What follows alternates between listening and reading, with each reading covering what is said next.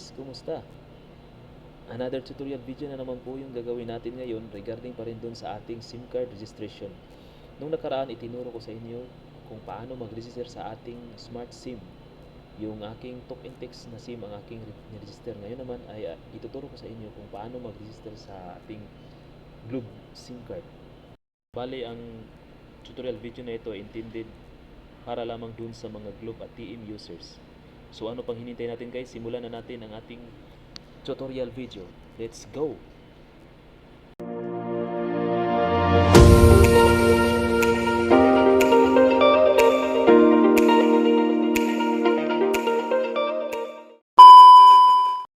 Punta lang tayo sa ating Google Chrome guys. Tapos type natin sa search engine SIM card registration.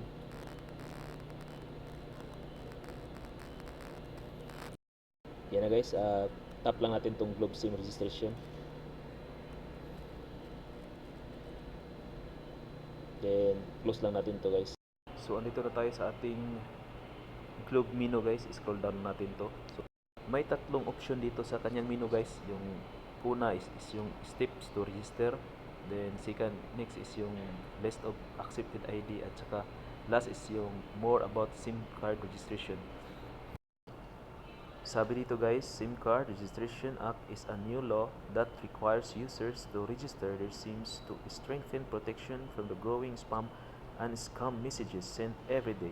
Globe supports the SIM Card Registration Act and will establish secure systems and facilities that will make it easy, safe, and convenient for our customers to register their SIMs.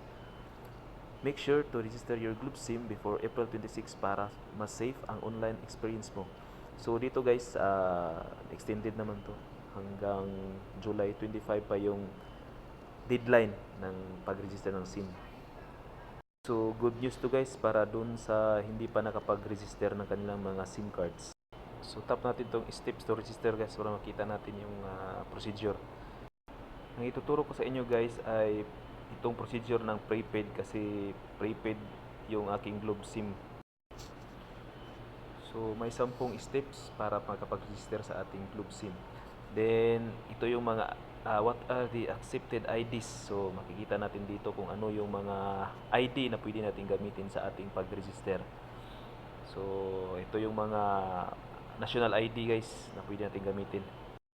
Ngayon guys, simulan na natin ang pag-register. Tap lang natin tong register now.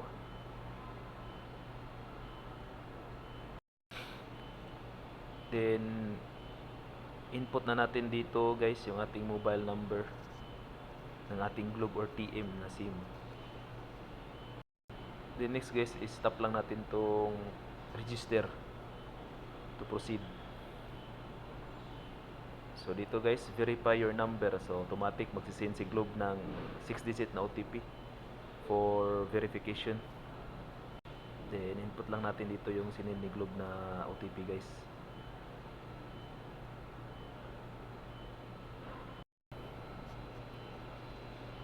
Sabi dito guys, we've detected that your Globe prepaid SIM hasn't been registered with us. We'll need this information to enroll your account. So dito sa about you guys, dito tayo mag-input ng ating mga personal informations. Then take note din guys na yung mga fill up box na may mga asterisk na pula is mandatory to fill up. So yun talaga yung dapat natin i-fill up guys. Then kung wala namang asterisk na pula is optional yun. Nasa inyo na yun kung gusto nyo i-fill up. Ayan, simulan na natin ang pag-fill up natin guys. Dito pala sa registration type guys, may tatlong option tayo. Yung SIM owner, parent, or legal guardian, at saka authorized signatory or representative. So kung sarili nyong SIM yung i-register nyo at saka nasa legal age naman kayo, choose lang natin tong SIM owner. After natin ma-fill upan lahat yung mga required na box, tap lang natin yung yes. Then sabi dito, please review your details before proceeding. Are you sure that the information you provided is correct? Sigurado natin na tama lahat yung na-input natin na information guys. Then if okay na, tap na lang natin yung yes to proceed. Din pala guys, katulad nito sa unit number, house number, building name na box, halimbawa hindi nyo alam yung number o nakalimutan nyo yung number ng bahay nyo, pwede naman natin ilagay at yung NA lang or not applicable para ma-proceed natin guys, kasi mandatory din yun na pilapan. Then next step guys is verify your identity.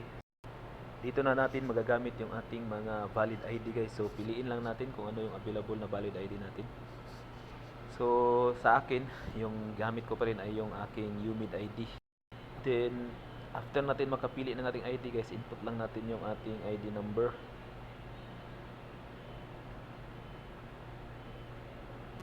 Next is upload or take a photo ng ating ID card. So kung meron na tayong available photos ng ating ID card, pwede na natin dito i-upload guys. Or kung wala, mag-take na tayo ng photo. So sa akin, dahil may mga old photos naman ako ng ID ko, so trinay ko i-upload. Pero hindi siya tinanggap guys, kasi sabi dito maximum file size is 4 MB. Hindi siya in-accept kasi more than 4 MB siya. So pag ganun yung na-experience nyo guys, mag-take na lang kayo ulit ng photo, tapos i-change yung setting nyo to 4 MB below lang ng file para i-accept. Then ayun na guys, uploading na siya guys. So ayun guys, sabi dito, thank you for choosing to continue relationship with us. This might not be the page you are looking for. So bali hindi niya tinanggap guys. So i-try, tap lang natin yung try again guys to proceed. So balik tayo sa umpisa guys. So pag ganito yung na-experience nyo, ulitin nyo lang ng ulitin at i-accept din naman yan ni Globe. Sa palagay ko, yung ganito yung ginagawa ng system ni Globe para na rin ma-verify yung mga ini-input natin na information, kung tama ba talaga or consistent tayo na sa pag-input ng ating mga information, para ma-verify niya na tama yung nilagay natin na mga data. So yun guys, balik na naman tayo sa ating ginawa kanina. Take photo na naman tayo para sa ating verification. So sana matanggap na to. Ayun, in-accept na ni Globe guys. Next naman is take a selfie. So tap lang natin tong take a photo to proceed guys.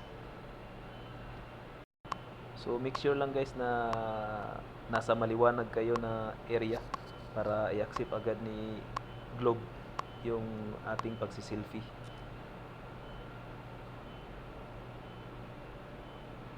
So ayan na guys, tinanggap na ni Globe. Then tap next na lang to continue. So dito guys, ay tap nyo lang tong square box to proceed. Then tap submit to continue. So ayan na guys, registration complete. So nag-save na sila ng reference code. I-save lang natin to guys.